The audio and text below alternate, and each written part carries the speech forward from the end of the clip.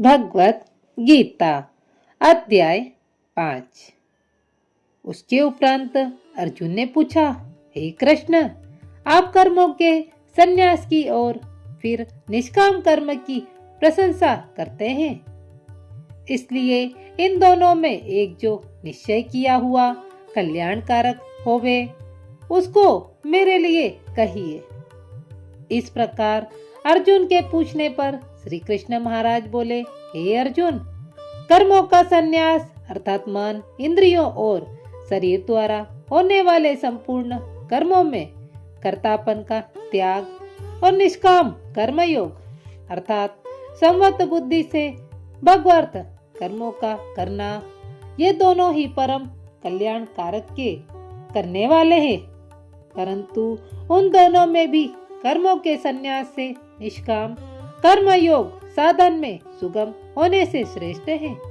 इसलिए हे अर्जुन, जो पुरुष न किसी से द्वेष करता है और न किसी की आकांक्षा करता है, वह निष्काम कर्मयोगी सदा सन्यासी ही समझने योग्य है, क्योंकि राग द्वेष आदि द्वंद्वों से रहित हुआ पुरुष सुखपूर्वक संसार रूप बंधन से मुक्त हो जाता है।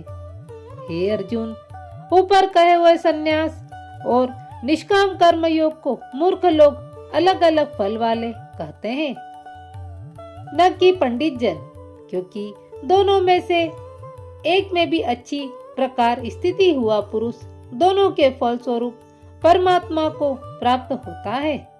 ज्ञान योगियों द्वारा जो परम धाम प्राप्त किया जाता है, निष्काम कर्म योगियों द्वारा भी वही प्राप्त किया जाता है। इसलिए जो पुरुष ज्ञान योग और निष्काम कर्म योग को फल रूप से एक देखता है, वह ही यथार्थ देखता है।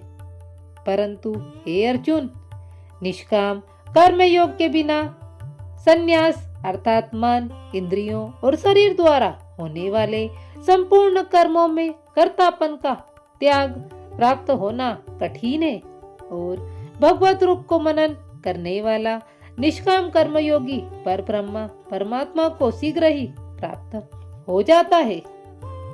बस में किया हुआ शरीर जिसके ऐसा जितेंद्रिय और विशुद्ध अंतकरण वाला एवं संपूर्ण प्राणियों के आत्मरूप परमात्मा में एक ही भाव हुआ निष्काम कर्मयोगी कर्म करता हुआ भी लिपायमान नहीं होता।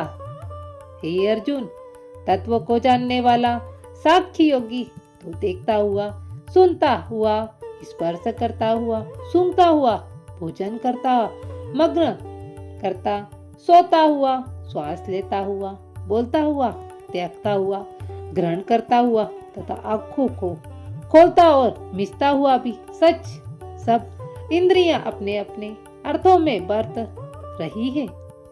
इस प्रकार समझता हुआ निसंदेह ऐसे माने कि मैं कुछ भी नहीं करता हूँ।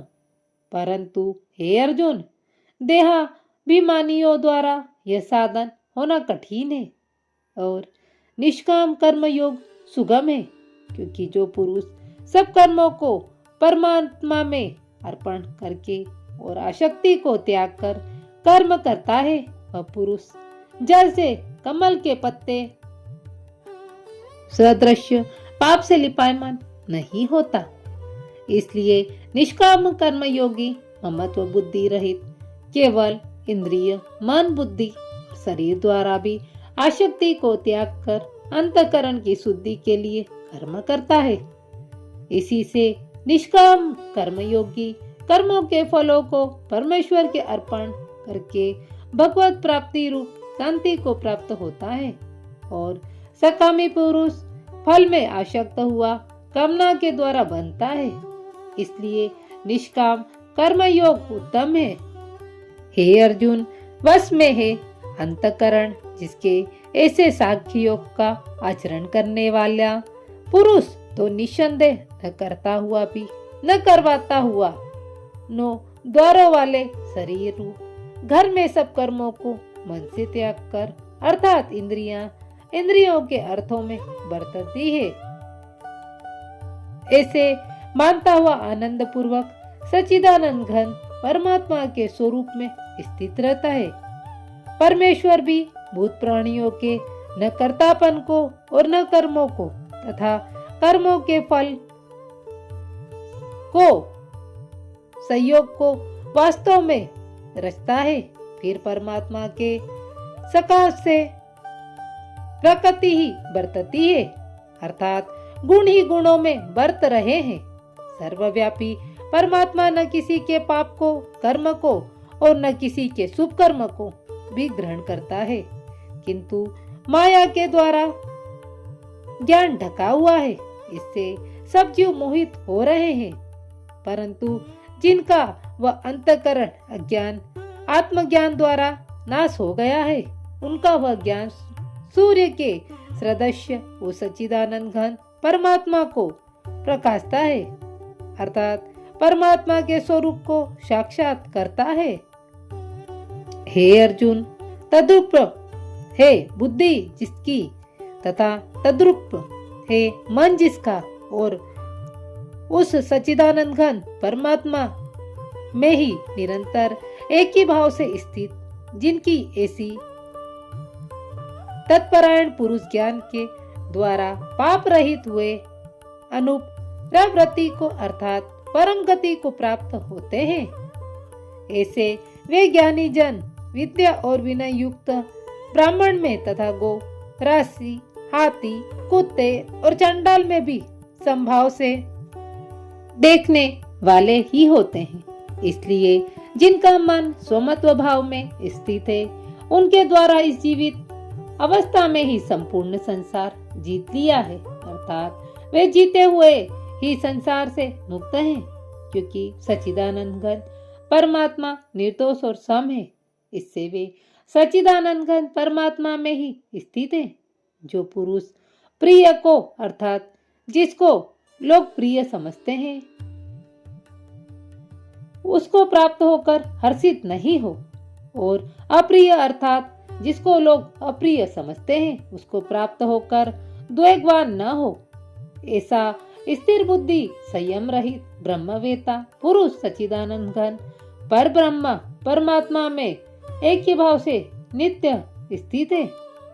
बाहर के विषयों में अर्थात सांसारिक भोगों में आसक्ति रहित अंतकरण वाला पुरुष अंतकरण में जो भगवत ध्यान जनित आनंद है, उसको प्राप्त होता है, और वह सच्चिदानंद घन पर ब्रह्मा परमात्मा स्वरूप योग में एक ही भाव से स्थित हुआ अक्षय आनंद को अनुभव करता है।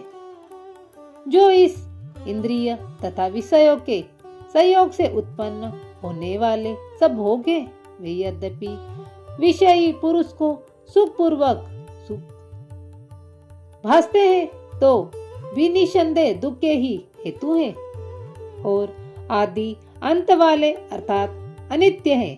इसलिए हे अर्जुन, बुद्धिमान विवेकी पुरुष उनमें नहीं रमता, जो मनुष्य शरीर के नाश होने से पहले ही काम और क्रोध से उत्पन्न हुए हैं, वेग को सहन करने में समर्थ है, अर्थात काम क्रोध को जिसने सदा के लिए जीत लिया है, वह मनुष्य इस लोक में योगी है और वही सुखी है। जो भी पुरुष निश्चय करके अंतरात्मा में ही सुख वाला है और जो आत्मा में ही आराम वाला है तथा जो आत्मा में ही ज्ञान वाला है, ऐसा वह सच्चिदानंद घन पर ब्रह्म परमात्मा के साथ एक ही भाव हुआ साक्षी योगी शांत ब्रह्म को प्राप्त होता है। नाश हो गए हैं सब पाप जिनके तथा ज्ञान करके निवृत्त हो गया है संयम जिनका और संपूर्ण भूत प्राणियों के हित में है रति जिनकी एकाग्र हुआ है भगवान के ध्यान में चित्त जिनका, ऐसे ब्रह्मवेता पुरुष शांत पर ब्रह्म को प्राप्त होते हैं।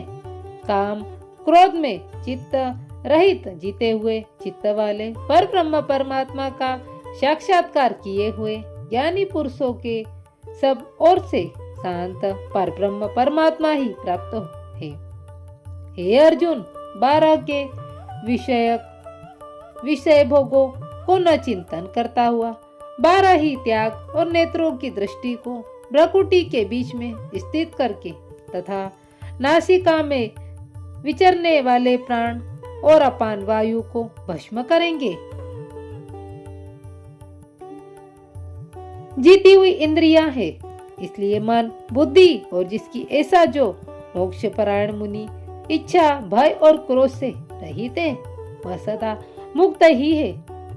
और हे अर्जुन, मेरा भक्त मेरे को यज्ञ और तपो का भोगने वाला और संपूर्ण लोकों के ईश्वर का भी ईश्वर तथा संपूर्ण भूत प्राणियों का सुदह अर्थात स्वार्थ रहित प्रेमी ऐसा तत्व से जानकर शांति को प्राप्त होता है। और सच्चिदानंद घन परिपूर्ण शांत ब्रह्मा के सिवा उसकी दृष्टि में और कुछ भी नहीं रहता, केवल वासुदेव ही वासुदेव रच जाता है। 5वें अध्याय का महत्व। श्री भगवान कहते हैं, देवी अब सब लोगों को सम्मानित 5वें अध्याय का महत्तम संक्षेप से बतलाता हूँ, सावधान होकर सुनो। मद्र देश में पुरुपुष्यपुर नामक एक नगर है, उसमें पिंडर नामक एक ब्राह्मण रहता था। वह वेद पाठी ब्राह्मणों के विख्यात वंश में जो सर्वथा निष्कल था उत्पन्न हुआ था, किंतु अपने कुल के लिए उचित वेद शास्त्रों के स्वाध्याय को छोड़कर ढोल आदि बजाते हुए उसने नाच गान में मन लगाया। गीत, नृत्य और बाजा बजाने की कला में परिश्रम करके बड़ी प्रसिद्धि प्राप्त कर ली और उसी से उसका राजभवन में भी प्रवेश हो गया। अब वह राजा के साथ रहने लगा और पराई स्त्रियों को बुला बुलाकर उनका उपभोग करने लगा। स्त्रियों के सिवा और कहीं उनका मन नहीं लगता था। धीरे धीरे अभिमान बढ़ जाने से उच्छल होकर एक एकांत में राजा से दूसरों के दोष बतलाने लगा। पिंडल की एक स्त्री थी, उसका नाम था अरुणा। वह नीच कुल में उत्पन्न हुई थी और कामी पुरुषों के साथ विहार करने की इच्छा से सदा उन्हीं की खोज में घुमा करती थी। उसने पति को अपने मार्ग का कंटक समझकर एक दिन आधी रात में घर के भीतर ही उसका सिर काटकर मार डाला और उसकी लाश को जमीन में गाड़ दिया। इस प्रकार प्राणों से विमुक्त होने पर वह यमलोक में पहुंचा और भीषण नरकों का उपभोग करके निर्जन वन में गिद्ध हुआ। अरुणा भी भगंदर रोग से अपने सुंदर शरीर को त्याग कर घोर नरक भोगने के पश्चात उसी वन में सुखी हुई। एक दिन वह दाना चुगने की इच्छा से इधर उधर फुंदक रही। इतने में ही उस गिद्ध ने पूर्व जन्म के वेर का स्मरण करके उसे अपने तीखे नखों से फाड़ डाला। सूखी घायल होकर पानी से भरी हुई मनुष्य की खोपड़ी में गिरी। गिद्ध पुनः उसकी ओर झपटा। इतने में ही जाल फैलाने वाले बलियों ने उसे विबाणों का निशान बनाया। उसकी पूर्व जन्म की पत्नी सुकी उस खोपड़ी के जल में डूबकर प्राण त्याग चुकी थी।